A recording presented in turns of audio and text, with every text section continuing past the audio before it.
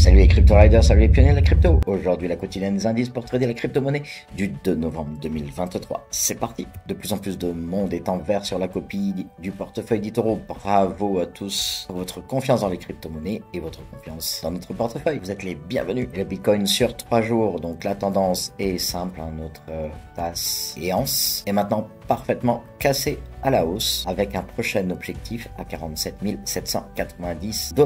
Bien sûr, rien ne monte tout droit, il y aura des petites corrections et je vous rappelle que cette unité de temps est en 3 jours. Des nouvelles de notre step-like pattern. Ici, vous avez un zoom de ce qui est en train de se passer. Comme vous pouvez le voir, nous avons subi une très forte poussée comme c'était prévu à la cassure de la ligne de coup de notre épaule-tête-épaule inversée. Et donc, du coup, à la cassure, très fort volume que l'on peut retrouver ici, volume boule. On a cassé fortement et là, maintenant, on est en train de ralentir, pas très loin des 0,618. L'idée de toute façon, c'est de monter encore plus haut et de venir chercher notre prochaine zone de supply. Donc, on va le voir sur les vagues d'Elliott. On pourrait être aux alentours de la fin de notre vague 3 de cette poussée 1, 2, 3 et 4, 5. On va faire les décomptes plus précisément un peu plus loin dans la vidéo. Donc, je vous les mets là directement puisqu'on vient d'en parler en fait. Donc, vous avez notre unité de temps Bitcoin en un jour pour que ce soit plus lisible. Comme vous pouvez le voir, le format large, c'est la 1, la 2, la 3, la 4 et la 5. Couleur or à l'intérieur de celle-ci, donc nous avons fait la 1 et la 2 et lorsque l'on vient reconnaître la vague 3, nous avons une petite 1, une petite 2 à l'intérieur de la 3 et ensuite une grande 3, ce qui correspond tout à fait aux vagues d'Elliott. Vu que la 2 est relativement forte, on devrait retrouver une 4 très faible pour pouvoir faire une 5 et cette vague 5 finirait donc cette grande vague 3. Ensuite on aurait une vague 4 pour la vague or et on poursuivrait sur la vague 5 pour venir chercher notre forte zone de supply. On va continuer à suivre tout ça. Sur le BLX, et comme on l'avait prévu avec nos bougies prévisionnelles que je vous publie depuis un certain temps, eh bien nous sommes venus tout simplement nous rapprocher de cette ligne de tendance. L'idée maintenant, ça va être de travailler un petit peu une petite descente et de venir chercher la ligne de tendance parfaitement pour finaliser quoi? Eh bien tout simplement notre vague 4, notre vague 5. Ensuite, on va avoir une correction, 1, 2, 3 normal pour le gros mouvement et ensuite on repart pour une nouvelle impulsive qui nous emmènera plus haut et qui nous permettra de casser ces prochaines lignes de supply pour aller jusqu'au 0,718. La dominance du Bitcoin, eh bien aujourd'hui nous sommes à 53,89. Je vous rappelle notre objectif aux alentours des 57 et qui pourrait être atteint. Donc du coup pour la vague 5, nous avons la 1, la 2, la 3 et ensuite 4 et 5. On aperçoit d'ailleurs un petit peu de rouge ici pour ce début de 4 correctif qui permet du coup aux altes de prendre de la puissance et dès qu'on retrouvera de la dominance, les altes vont se stabiliser.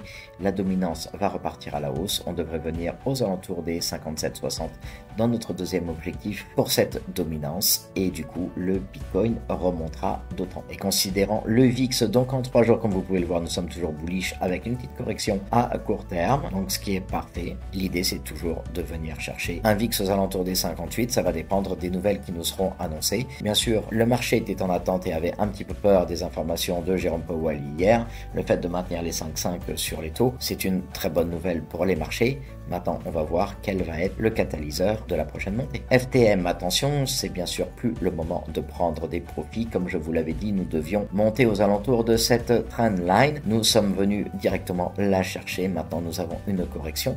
Cette correction va nous permettre de latéraliser en ABC sur la trendline, de s'en servir maintenant comme support, de l'accepter comme support pour pouvoir remonter. Ensuite, chercher notre zone de supply. VRA, attention, pour celles et ceux qui souhaitent rentrer dedans, c'est plus vraiment le moment maintenant. On approche une forte résistance qui elle-même n'est pas très loin d'une résistance encore plus forte. Donc ceux qui étaient dedans avant cette montée, eh bien ça vaut le coup de rester dedans si vous croyez aux fondamentaux de cette crypto et si vous souhaitez poursuivre, puisque nous l'avons vu, nous avons cassé fortement la trendline avec un joli petit retour sur la trendline haussière et donc maintenant nous ne faisons que la suivre. Alors on pourrait très bien avoir 1, 2, 3 qui viennent nous casser ça, 4 et ensuite 5 qui nous emmène au 0,011. Par contre, nous sommes très proches de cette résistance. Attendre peut-être une correction avant de rentrer dedans ou attendre d'avoir confirmé, d'avoir cassé cette zone de supply, d'avoir un break of structure et de pouvoir aller chercher plus loin. Mais personnellement, je ne rentrerai pas dans le bras maintenant. Et sur le sushi, nous avons un très beau rebond sur la zone de demande avec une vague 1 et une vague 2. C'est parfait. On retrouve du volume, c'est exactement ce que l'on attend. On pourrait très bien être parti pour une vague 3. Donc 1, 2, 3 4, 5, ensuite une vague 4 de correction pour pouvoir terminer 136% plus haut sur Sushi. Et pour le sol, eh bien, on avait vu qu'on allait avoir cette jolie cassure comme transmis dans le Discord, je crois, ou en tout cas dans les quotidiennes. Donc il est intéressant de voir que maintenant on approche la zone de résistance, donc c'est plus le moment de rentrer sur sol. Faut attendre, si on la casse, ça sera intéressant de venir chercher cet objectif de notre épaule tête-épaule inversée, qui est quand même à un peu plus de 130. Ça nous fait un beau pourcentage par rapport au 44. Mais là, vu cette forte montée, on pourrait très bien retourner ranger et donc retourner chercher la zone de demande. Ceux qui rentreront là n'auront pas un joli trade ou alors très peu de profit à la cassure au rebond sur la résistance. ADA par contre, c'est beaucoup plus joli. Vous voyez que à partir de maintenant jusqu'à la prochaine zone de supply, on a un petit 46%. On a en effet cassé la deuxième trendline, donc c'est ce qu'on attendait, hein, la première, la correction, la deuxième. Éventuellement, une petite correction peut se faire pour récupérer cette zone comme support officiel et repartir directement sur la zone de supply prochaine. Et concernant SHIB, par contre, je ferai un petit peu plus attention. En effet, on a cette ligne de tendance baissière, on a également cette résistance qui nous a permis de faire des jolis rebonds mais qui a été cassé pour un bear trap qui finalement, après tentative de réintégration, on n'a pas réussi à rentrer dans le triangle de compression. Donc on est venu rechercher la zone de demande. Ici on pourrait avoir une forte résistance de nouveau sur cette résistance. Donc il n'est pas impossible que l'on vienne rebondir sur cette zone de résistance pour pouvoir venir rechercher un support et à ce moment-là aller la casser pour venir chercher la supply. Mais attention, on est quand même dans une zone un petit peu compliquée ici. À part à trader dans la journée le SHIB et à travailler la poussée, éventuellement un volume qui rentrerait. Mais sinon c'est compliqué à moyen terme. Le LUNC, un petit peu la même situation où nous avions ces deux trendlines. On a utilisé la forte zone de demande comme support comme d'habitude. On s'est fait un très joli double bottom. Maintenant l'idée c'est vraiment de venir chercher 72% au-dessus. Je dirais que LUNC est relativement intéressante aujourd'hui pour celles et ceux qui souhaiteraient rentrer dedans. Encore une fois, ce n'est pas un conseil en investissement. Et le Litecoin, la situation est un peu compliquée également. Nous sommes venus chercher une zone de résistance pour faire un rebond dessus. Par contre, on peut très bien venir la casser. Vous voyez qu'on utilise également cette zone de résistance ici. On a rebondi une première fois, on est en train d'essayer de la travailler.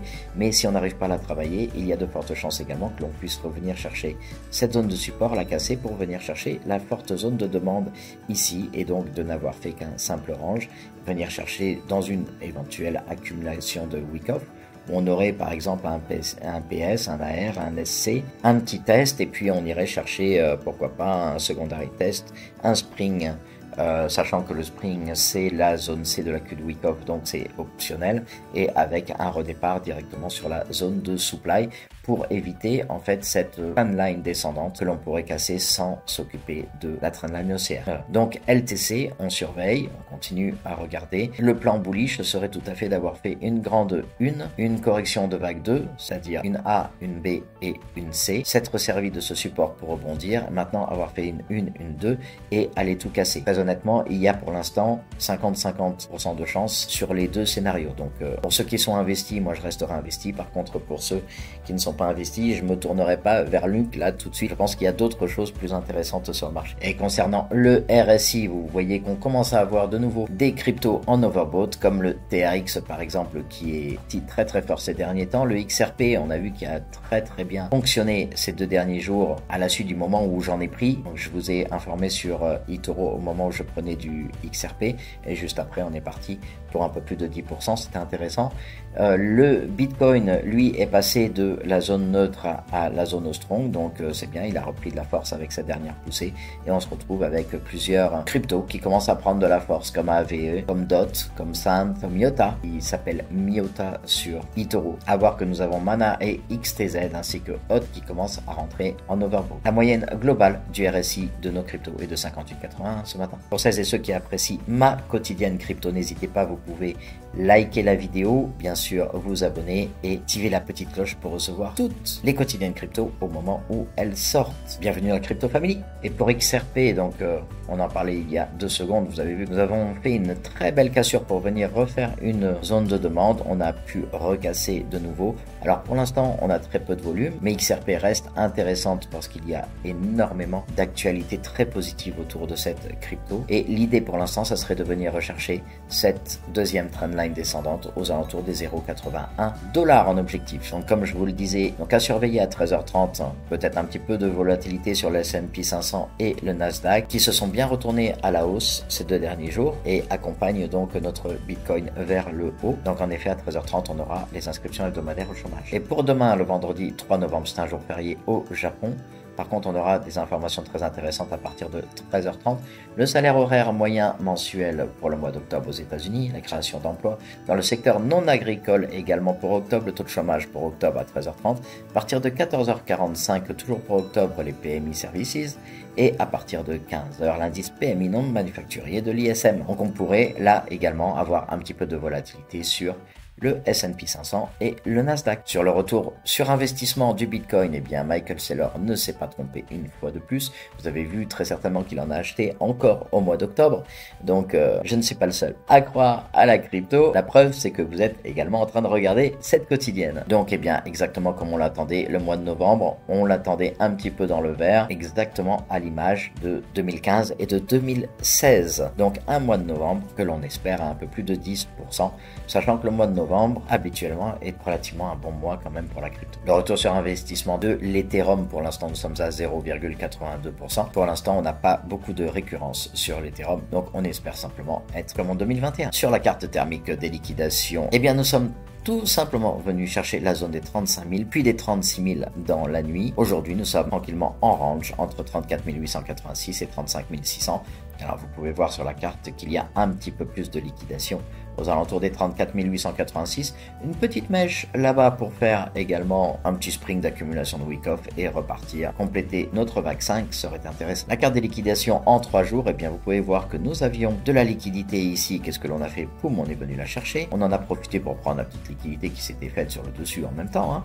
Et comme on est venu la chercher, on a créé également liquidité au sud. Poum, après avoir pris la liquidité au nord de tous les shorters, on est venu tout simplement liquider les longues. Et comme on avait un petit peu plus de liquidité ici, on s'est dit tiens, pourquoi pas y aller également. Je vous avoue qu'une petite mèche aurait pu liquider tout le monde ici, à moins que l'esprit des market makers ce soit d'y retourner un petit peu plus tard, parce que nous sommes repartis en longue et forcément, en partant en longue, on a recréé beaucoup de liquidité ici. Donc pour l'instant, nous sommes en train d'arranger. On voit qu'aux alentours des 35 000, on recrée un petit peu de liquidité, 34 998 $ exactement, mais que nous avons toujours cette petite liquidité un petit peu en dessous. Allons-nous retourner la chercher aux alentours des 34 000? Très honnêtement, je pense que ça sera possible après notre vague 5 actuelle sur la grosse correction de ABC, mais pour l'instant, il n'est pas impossible du tout que l'on parte tout simplement à la hausse comme ça et que l'on laisse tous ces stop-loss sur le marché. Sur les dernières 24 heures, nous avons 60 703 traders qui se sont liquidés avec un peu plus de 160 millions. En grande majorité, les shorters, 102 millions de shorts pour 58 millions de longues. Et bien, sur les 7 jours, on s'aperçoit que le Bitcoin a eu une très jolie volatilité. L'Ethereum a à peu près le même type de graphique. Le BNB a suivi, bien sûr, le XRP, on n'en parle pas, on vient de le voir. Le Solana est parfaitement monté, le Cardano également. À part le Dogecoin, tout le top 10 ces derniers 7 jours en a bien profité. Aujourd'hui, le Bitcoin se trade aux alentours des 35 409 $ et l'Ethereum aux alentours de 1835. On est toujours à la 10e place avec le Toncoin qui pousse toujours à la 11e place. Concernant le Fear and Greed Index, nous sommes à 72 en zone grid. Vous voyez que l'on continue à pousser un petit peu. Donc pas encore le moment de vendre, mais je pense qu'en fin de vague 5, on arrivera en zone d'extrême grid. Et là, ça sera intéressant pour celles et ceux qui veulent prendre des profits court terme et bien de vente. Le CBBI, nous sommes à 53 le 2 novembre 2023. Et bien, comme vous pouvez le voir par rapport ce niveau-là, par rapport au premier cycle, nous poursuivions la montée très fortement sans avoir de résistance. Au deuxième cycle, c'était pareil, c'était la cassure de cette résistance-là. On poursuivait très fortement. Au troisième cycle, on poursuivait également avec une petite latéralisation. Et bien, c'est ce que je pense que nous allons faire. Petite latéralisation également ici pour refroidir un petit peu le Bitcoin et ensuite pousser de manière à venir chercher une prochaine zone de résistance. On avait annoncé que le Bitcoin devait rentrer en partie jaune clair. C'est également ce qui se passait à ce niveau-là. C'est également ce qui se passait à ce niveau-là. Je crois, les amis, que le Bitcoin est réellement en train de reproduire le même cycle qu'avant. Concernant notre index de Bitcoin et Altcoin Saison, nous sommes à 16 aujourd'hui avec un Bitcoin très résilient sur un triangle de compression comme on peut le voir là. Donc nous sommes en pure Bitcoin saison.